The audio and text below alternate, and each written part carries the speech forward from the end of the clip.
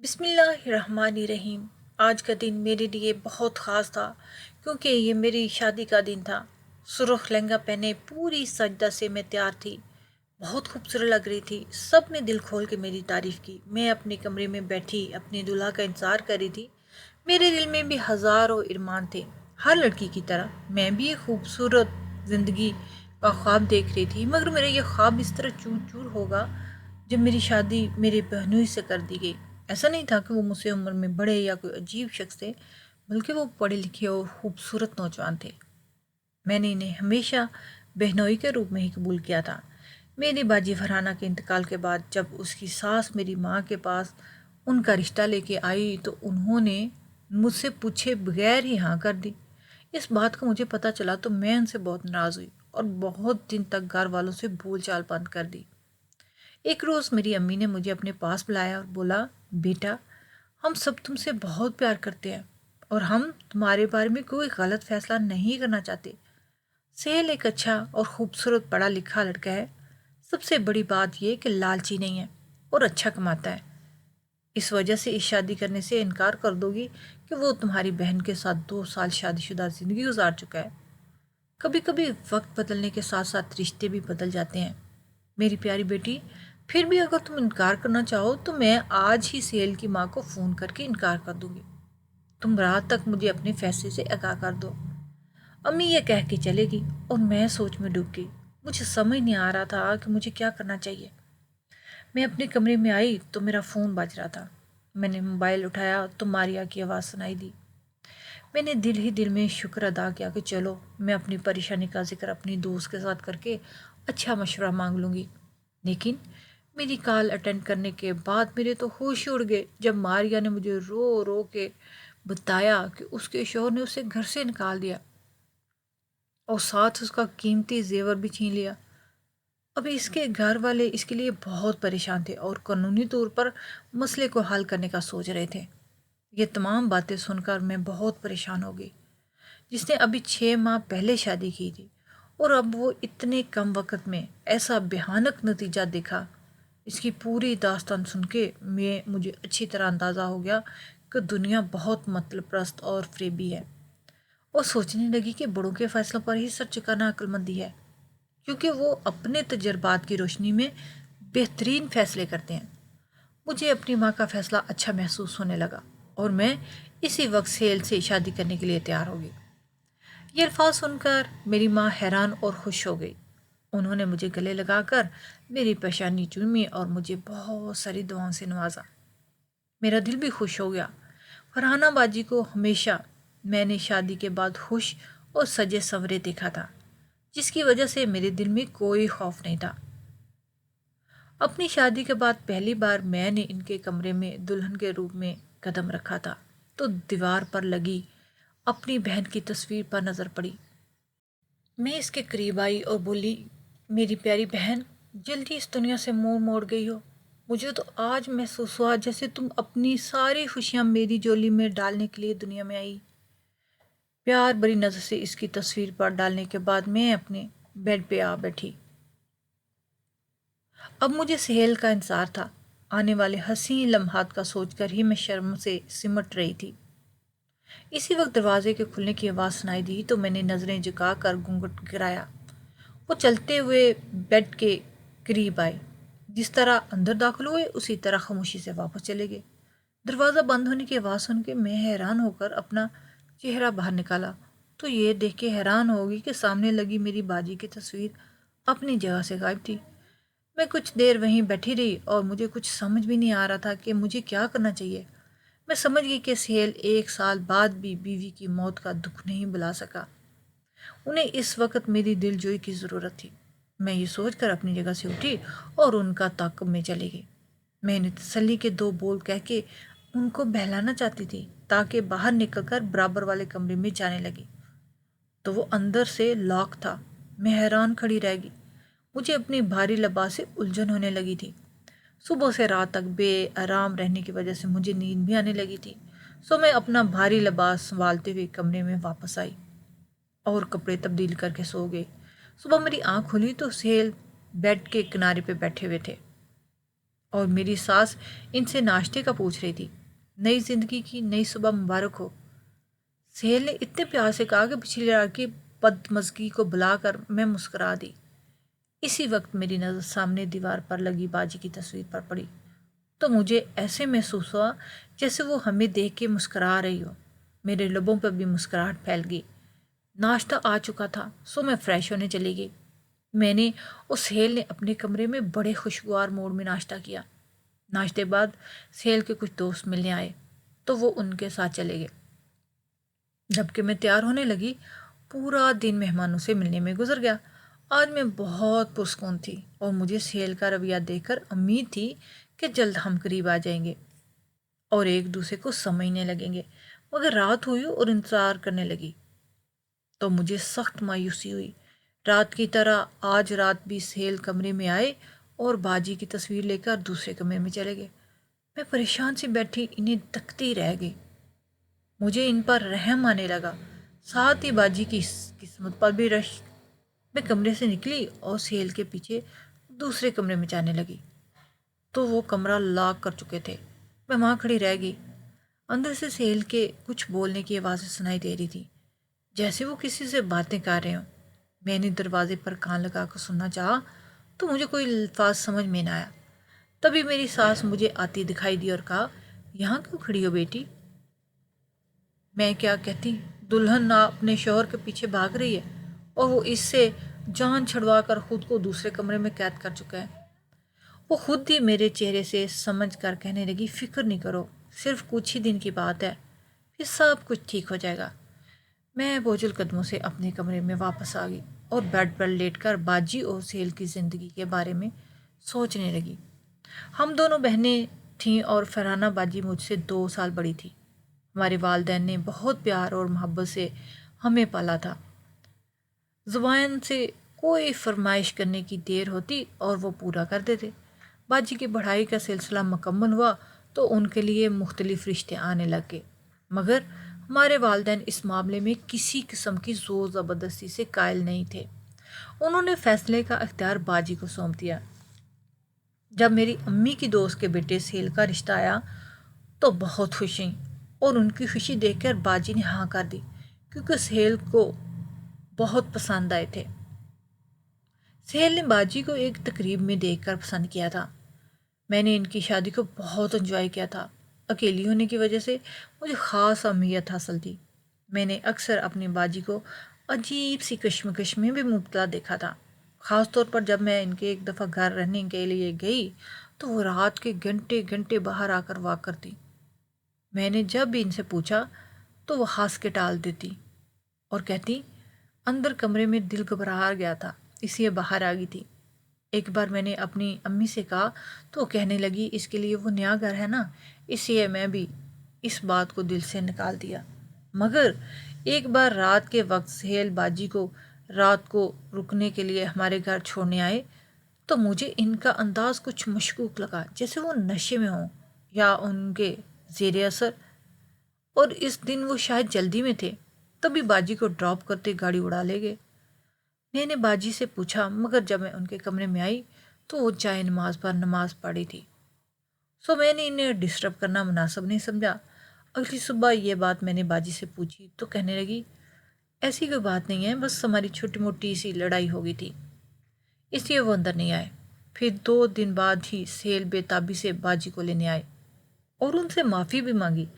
باجی کی زندگی بہت اچھی جا رہی تھی، مگر اچانک کچھ ماہ بعد ان کی موت کی خبر ہم سب کے دل پر بجلی بن کر گری تھی۔ ایک دم سینے میں درد اٹھا جو شاید ہارٹ اٹیک تھا، جس کی وجہ سے وہ بچ نہ سکیں۔ ہمارا اس سے باہر نکلنا بہت مشکل تھا، مگر ظالم وقت جو ہر دکھ پر مرہم رکھ دیتا ہے۔ تو کچھ وقت گزرا، ہم بھی اپنی معمولاتی زندگی میں واپس آ گئے۔ میرے والدین نے میری شادی سہیل سے اسی لیے کی تاکہ میں باجی کی طرح خوش رہ سکوں، مگر ان کا رویہ میری سمجھ سے بالا تر تھا۔ دن میں ٹھیک رہتے اور دوسرے کمرے میں رات کو جا کے سو جاتے۔ میں ان کا دکھ بانٹنا چاہتی تھی، مگر ابھی تک یہ موقع ہی نہ ملا۔ میں انہیں سوچوں میں گم نیند کی آغوش میں چلے گئی۔ میں نے عجیب سا خواب دیکھا۔ ایک اندھیرے کمرے میں فرحانہ باجی کی سسکیوں کی آواز آ رہی تھی میں اندھیرے کمرے میں دونوں ہاتھوں کو ادھر ادھر گماتے باجی کو چھونے کی کوشش کر رہی تھی۔ تنگ آ کر وہ روتے ہوئے بولی، تم مجھے تب چھو سکو گی اگر تم مجھے انصاف دلاؤ گی، صرف تم ہی مجھے انصاف دلا سکتی ہو۔ اس سے پہلے کہ میں ان لفظوں پہ غور کرتی، کوئی سوال پوچھتی، میری آنکھ کھل گئی۔ کمرے میں ہر طرف اندھیرا چھایا ہوا تھا، شاید لائٹ جا چکی تھی یا کسی خرابی کی وجہ سے بند تھی۔ میرا پورا وجود پسینے میں شرابور تھا اور میں لمبے لمبے سانس لے رہی تھی، مگر مجھے کسی چیز کی پرواہ نہیں تھی۔ میرے ذہن میں تو بس اپنی بہن کے الفاظ گونج رہے تھے۔ ایک بات بتانا میں بھول گئی، میری بہن بہت نیک تھی۔ کئی بار میں نے اس کو تہجد پڑھتے بھی دیکھا تھا۔ اگلی صبح سہیل کے باہر جانے کے بعد میں ٹہلتے ہوئے برابر والے کمرے میں آ گئی۔ میں دیکھنا چاہتی تھی کہ وہاں کیا ہے۔ اس کمرے میں صوفے سیٹ اور الماری کے علاوہ کوئی دوسرا سامان نہیں تھا۔ میں نے الماری کھولی تو کچھ دوائیوں کے خالی ریپر میری ان پہ نظر پڑی۔ میں نے انہیں اٹھا کر الٹ پلٹ کر دیکھا تو وہ شاید باجی کی دوائیاں تھیں، کیونکہ میں ان کے بیگ میں دیکھا کرتی تھی۔ پہلے تو میں نے دھیان ہی نہ دیا، مگر اس دوائی کا نام پڑھ کے میں چونک گئی۔ میری سمجھ شاید مجھے غلط فہمی ہوئی ہے، سو میں نے الماری کو اور دیکھا تو ایک چھوٹا سا شاپر اوپر والی دراز سے میرے قدموں میں آ گرا۔ میں نے اسے اٹھا کر دیکھا تو وہی نشاور دوائیوں سے بھرا ہوا شاپر تھا۔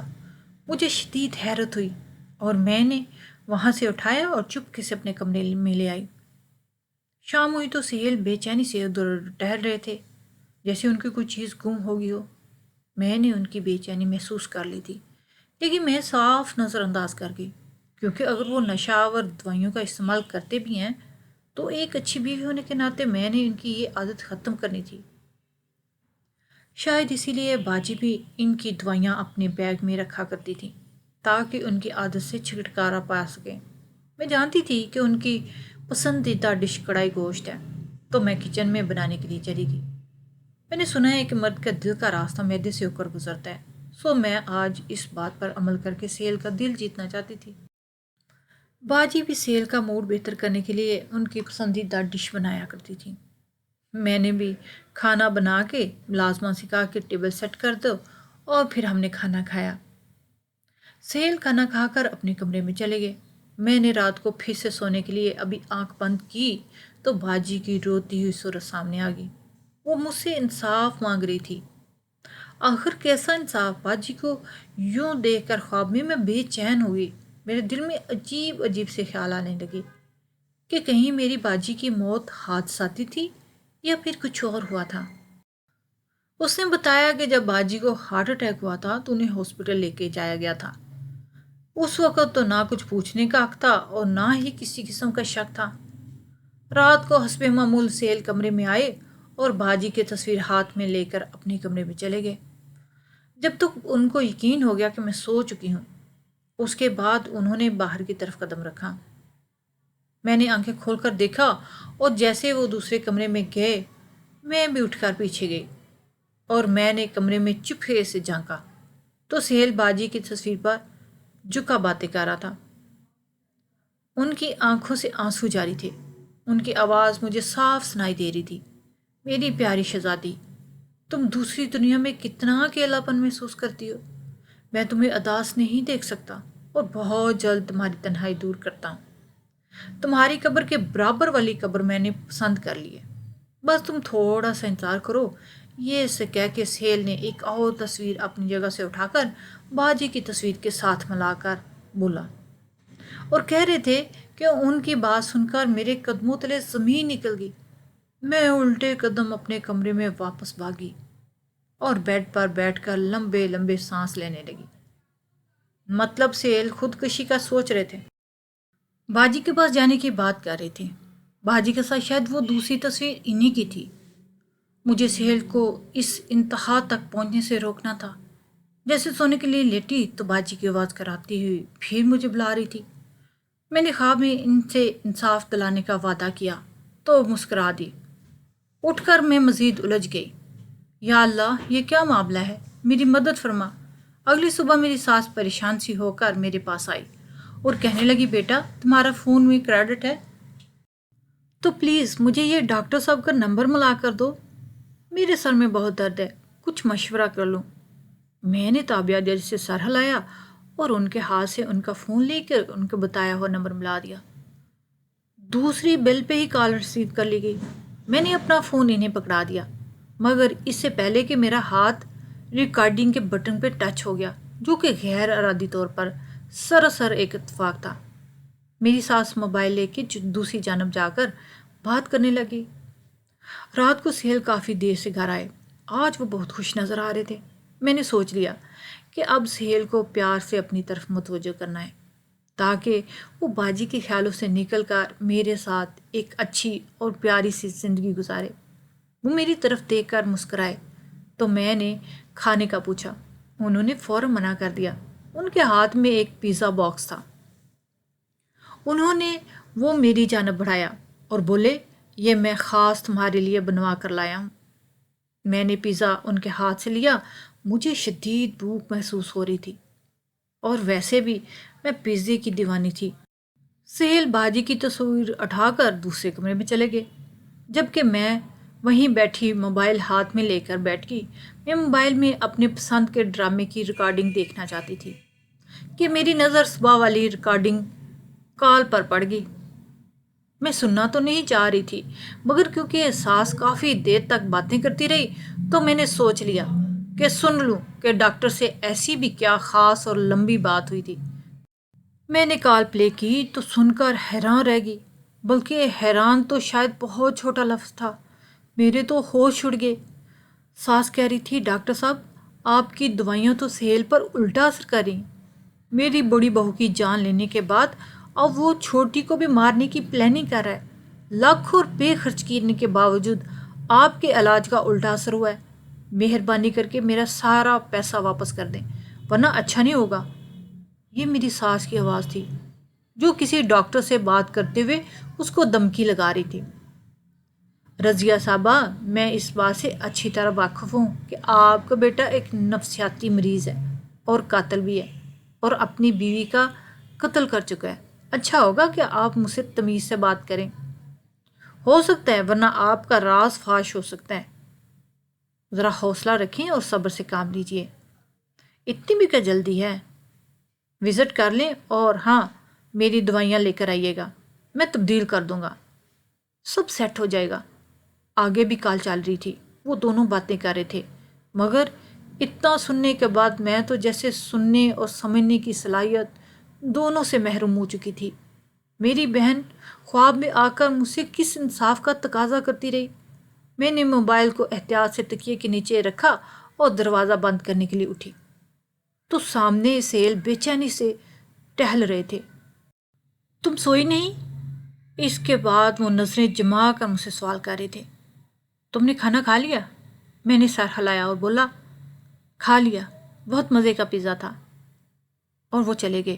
میں اپنے کمرے کا دروازہ بند کیا اور ساتھ ہی میرا ضبط ختم ہو گیا، اور میں پھوٹ پھوٹ کر رونے لگی۔ بہت دیر تک یوں ہی بے حال بیٹھے رہنے کے بعد میں نے اپنے اندر ہمت جمع کی اور تکیے کے نیچے سے اپنا موبائل نکال کر والدین کو فون کر کے ساری بات انہیں بتا دی۔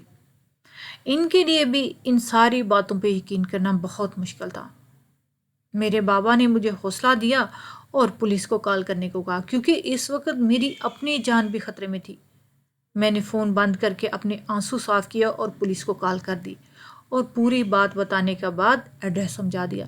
لیکن اپنی بہن کی تڑپتی روح کو انصاف دلانے اور اپنی جان بچانے کے لیے یہ قدم اٹھانا بہت ضروری تھا۔ گھر پہ چھاپا مارا اور اس کی ماں کو گرفتار کر لیا، اور سہیل کو بھی۔